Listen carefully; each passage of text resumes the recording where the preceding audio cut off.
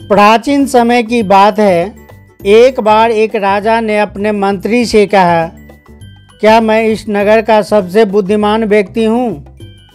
मंत्री तो राजा के यहाँ नौकरी करता था, इसलिए उसने कह दिया, राजा साहब, आप कैसी बात करते हैं? आप नगर के राजा हैं तो सबसे बुद्धिमान व्यक्ति भी आप ही हैं। राजा ने कहा, नहीं मंत्री, राजपाट तो हमें विरासत में मिला है, लेकिन बुद्धि विरासत में नहीं मिलती। सच बताओ मंत्री, क्या मैं सबसे बुद्धिमान हूँ? तब मंत्री ने कहा, नहीं राजा साहब, आप इस नगर के सबसे बुद्धिमान व्यक्ति नहीं हैं। यह बात सुनकर राजा को थोड़ा सा गुस्सा आया, लेकिन राजा ने गुस्सा किया नहीं, क्योंकि राजा को पता था कि बुद्धिमान लोग कभी गुस्सा नहीं करते। राजा ने अपने मंत्री से कहा, मंत्री जी, तो आप ही बताओ, बुद्धिमान आदमी कैसा होता है? मंत्री ने कहा, राजा साहब, मैं तो बुद्धिमान हूँ नहीं, पर इस शहर में बहुत से बुद्धिमान व्यक्ति होंगे, हमें उनको ढूंढना पड़ेगा। तब राजा ने कहा कि ठीक है, इसमें ढूंढने की क्या ज़रूरत है?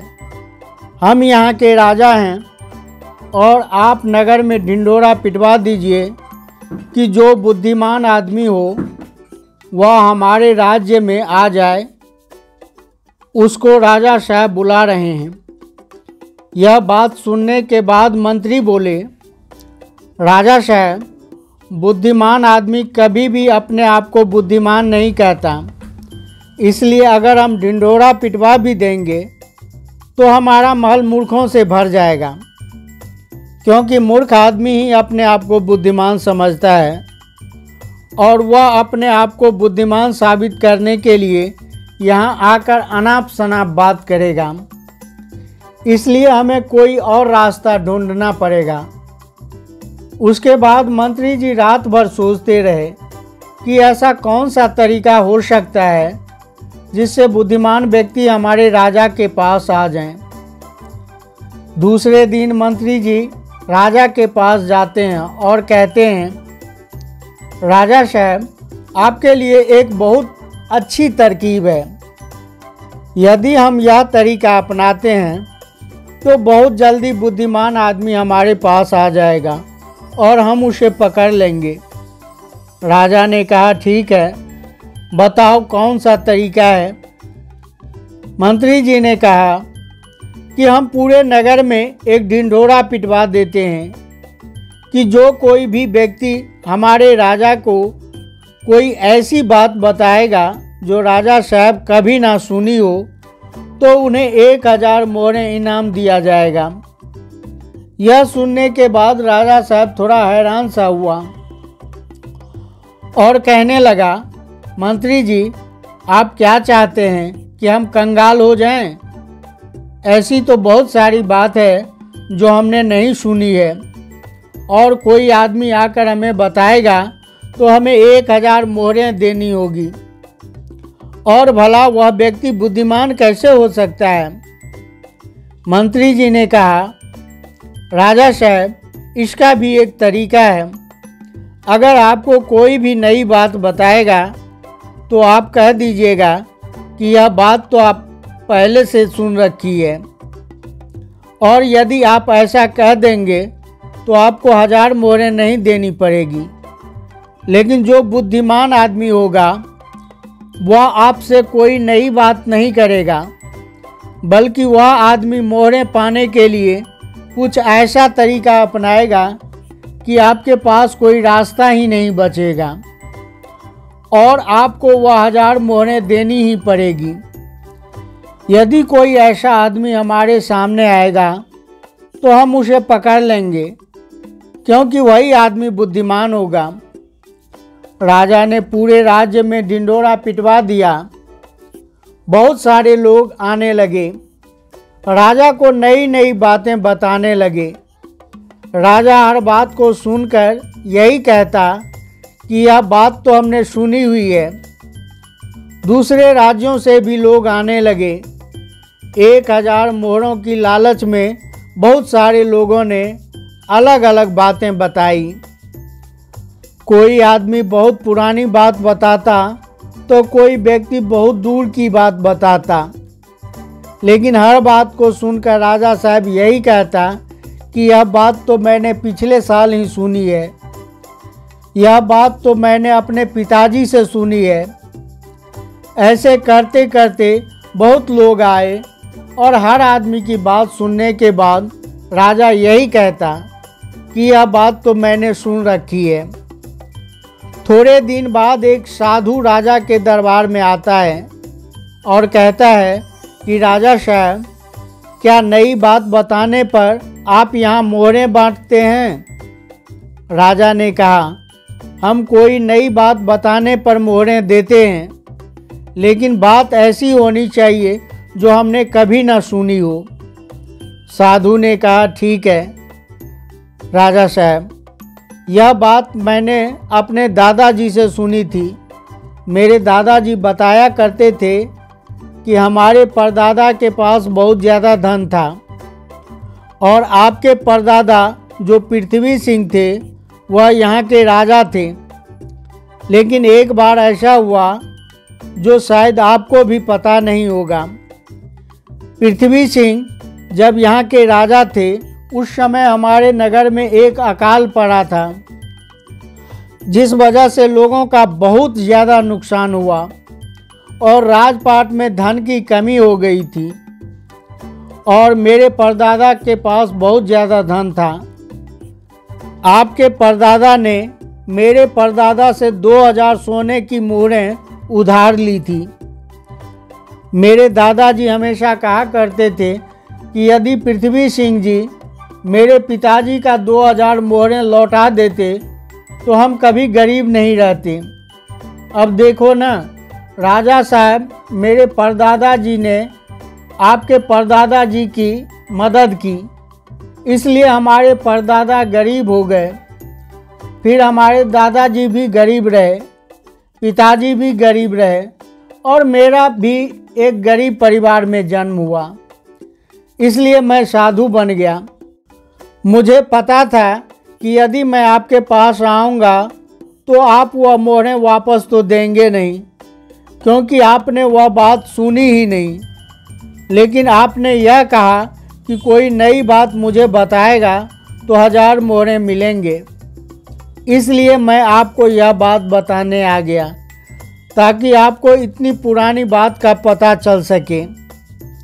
अब यह बात सुनने के बाद मंत्री को पता चल गया था कि यह साधु इस नगर का सबसे बुद्धिमान व्यक्ति है, क्योंकि राजा अब फंस चुके थे।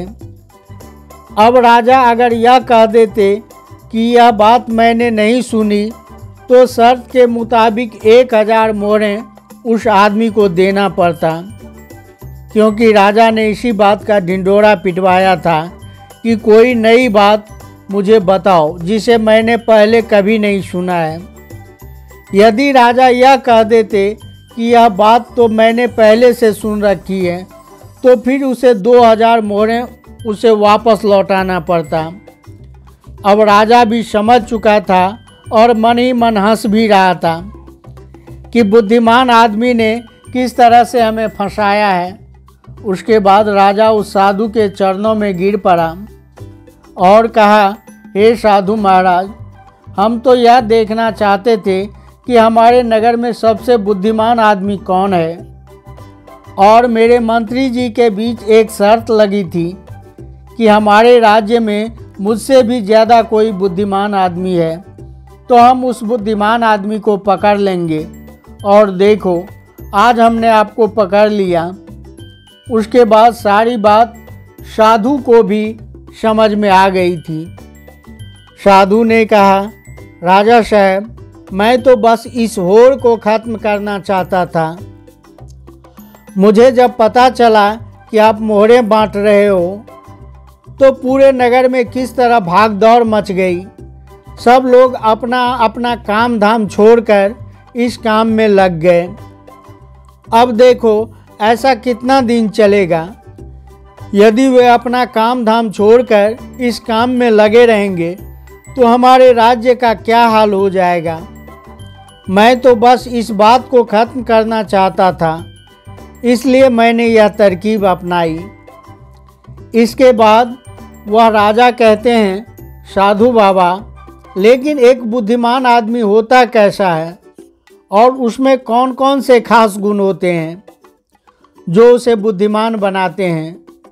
उसके बाद वह साधु बाबा कहते हैं, वैसे तो बुद्धिमान आदमी को पहचानना काफ़ी मुश्किल होता है, क्योंकि बुद्धिमान और मूर्ख व्यक्ति एक जैसे ही दिखते हैं, लेकिन दोनों में बड़ा फर्क होता है।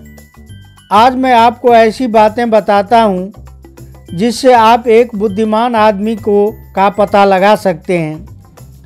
यदि यह गुण आपके अंदर है तो आप एक बुद्धिमान आदमी हो, और यदि आपके अंदर नहीं है तो इन गुणों को पहचान कर आप बुद्धिमान बन सकते हो।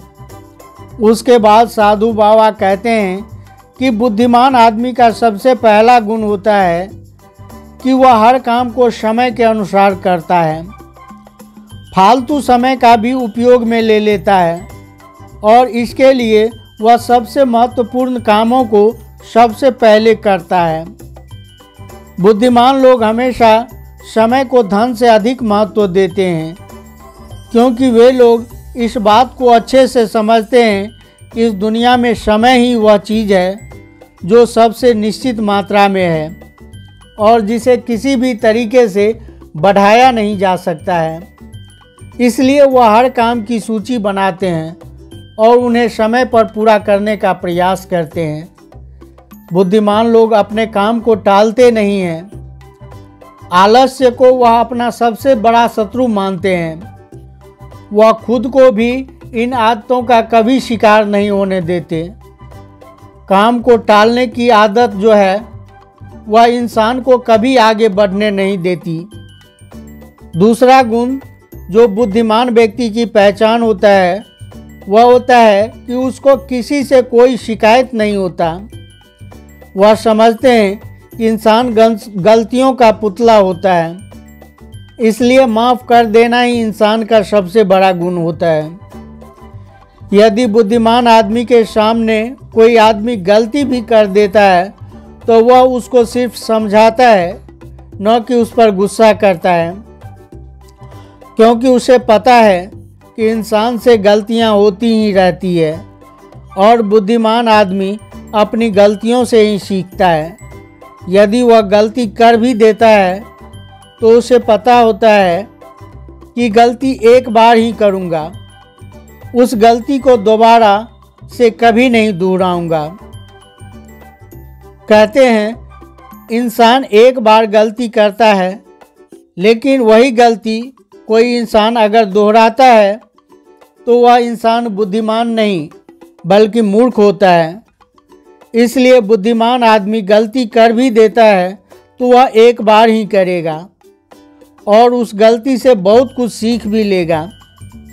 तीसरा गुण है बुद्धिमान आदमी के अंदर जो होता है वह कभी गुस्से में कोई फैसला नहीं लेता है और ना ही कभी ज़्यादा खुशी में कोई फैसला लेता है, क्योंकि उसे पता है कि गुस्से के अंदर लिया हुआ फैसला कभी भी फ़ायदा नहीं पहुंचाएगा, क्योंकि गुस्से में हमारा दिमाग काम करना बंद कर देता है और उस स्थिति में हमें कोई फैसला नहीं लेना चाहिए।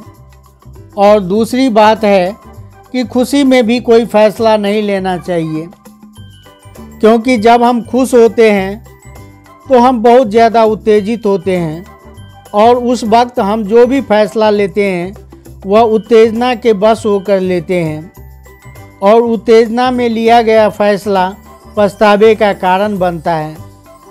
इसलिए बुद्धिमान आदमी जानता है कि ना तो गुस्से में कोई फैसला लेना चाहिए और न ही ज़्यादा खुशी में कोई फैसला लेना चाहिए।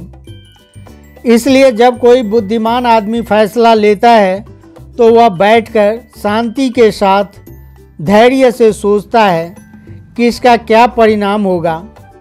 वह दोनों परिणामों को अच्छी तरह से देखता है, सही को भी देखता है और गलत को भी देखता है। यह भी देखता है कि इसका फ़ायदा क्या होगा और यह भी देखता है कि इसका नुकसान क्या होगा और उसी के बाद कोई फैसला लेता है। चौथा गुण जो बुद्धिमान आदमी के अंदर होता है, वह अपने मन की बातें कभी किसी को नहीं बताता। बुद्धिमान लोग इस बात को जानते हैं कि आज जो हमारा मित्र है वह कभी भी हमारा शत्रु भी बन सकता है।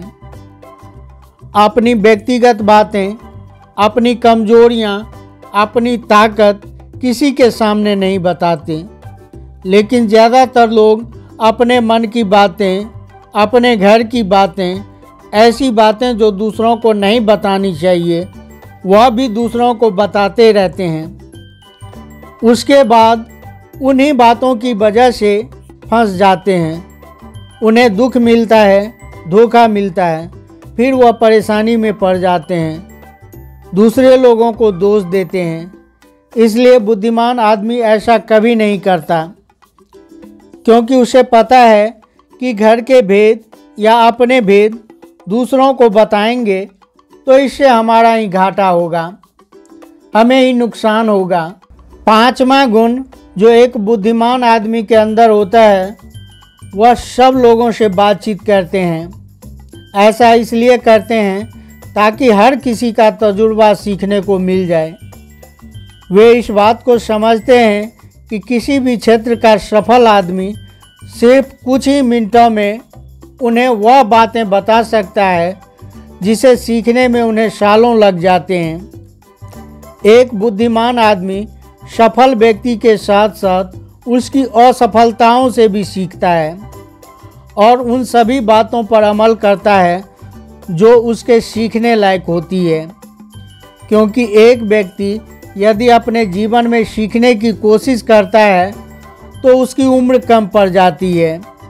चाणक्य ने भी कहा है कि हमें दूसरे लोगों से सीखना चाहिए, उनके अनुभवों से सीखना चाहिए, उनकी सफलताओं से भी सीखना चाहिए और असफलताओं से भी। छठा गुण जो बुद्धिमान आदमी की पहचान होती है वह यह है कि यदि कोई भी कार्य शुरू करते हैं तो उस कार्य के पूरा होने तक किसी को भी नहीं बताते। लेकिन जो बुद्धिहीन लोग होते हैं वह काम शुरू करने से पहले ही ढिंढोरा पीटना शुरू कर देते हैं। उन्हें लगता है कि हमारी वाहवाही होगी और वही उसकी सबसे बड़ी कमी होती है। यदि हम किसी काम की शुरुआत करते हैं तो पहले ही उसका ढिंढोरा पीट देते हैं, तो बाद में उस काम में नाकामयाब होने पर हमारी बेइज्जती होती है। लोगों की नज़र में हम असफल आदमी की श्रेणी में आ जाते हैं। और यदि हम अपने काम को शुरू करते वक्त किसी को उसके बारे में नहीं बताते हैं तो काम पूरा होने पर लोगों को खुद ही पता चल जाएगा और वही लोग बोलेंगे कि यह आदमी कितना शांत है, अंदर से कितना अहंकार शून्य है कि इतनी बड़ी कामयाबी हासिल करने के बाद भी इसने कभी किसी को कुछ नहीं बताया। और यही लोगों की सोच समाज में आपको प्रतिष्ठावान बनाती है। सातवां गुण जो एक बुद्धिमान आदमी की पहचान है कि बुद्धिमान आदमी कभी भी अपने आप को बुद्धिमान नहीं समझता। वह हमेशा शिष्य बनकर रहता है, गुरु कभी नहीं बनता, क्योंकि जब कोई आदमी गुरु बन जाता है तो उसकी सीखने की क्षमता खत्म हो जाती है। वह दूसरों को सिखाता तो है लेकिन खुद कभी नहीं सीख पाता। लेकिन बुद्धिमान आदमी कभी भी अपने आप को सीखने से रोक नहीं सकता। वह जीवन पर्यंत कुछ न कुछ सीखता रहता है, क्योंकि दुनिया में कुछ भी सीखना हो तो हम छोटा बनकर ही सीख सकते हैं।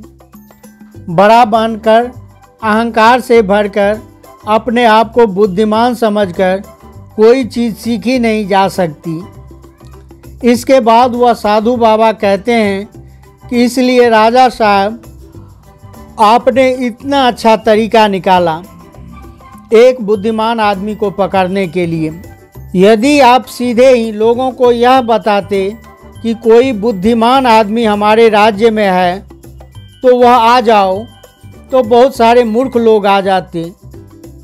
बुद्धिमान आदमी नहीं आता क्योंकि वह अपने आप को बुद्धिमान मानता ही नहीं है, और यह बुद्धिमान आदमी का सबसे बड़ा गुण होता है। 8वां गुण जो एक बुद्धिमान आदमी में होता है वह यह है कि बुद्धिमान आदमी अपने हर काम को ध्यान बना लेते हैं। बुद्धिमान आदमी को पता होता है कि दुनिया में कुछ भी संग्रह कर लो, यहाँ पर कुछ भी संग्रह करने जैसा है ही नहीं, क्योंकि मौत के बाद हम एक सुई भी अपने साथ नहीं ले जा सकते। इसलिए वह ध्यान और आध्यात्मिकता को ज़्यादा महत्व देते हैं। वह ऐसा तरीका ढूंढते हैं जिससे उसका हर काम ध्यान बन जाए। बुद्धिमान आदमी अपने हर काम को ध्यान बना लेते हैं। 9वां गुण जो एक बुद्धिमान आदमी की पहचान होता है कि बुद्धिमान आदमी बहुत जल्दी उत्तेजित नहीं होता।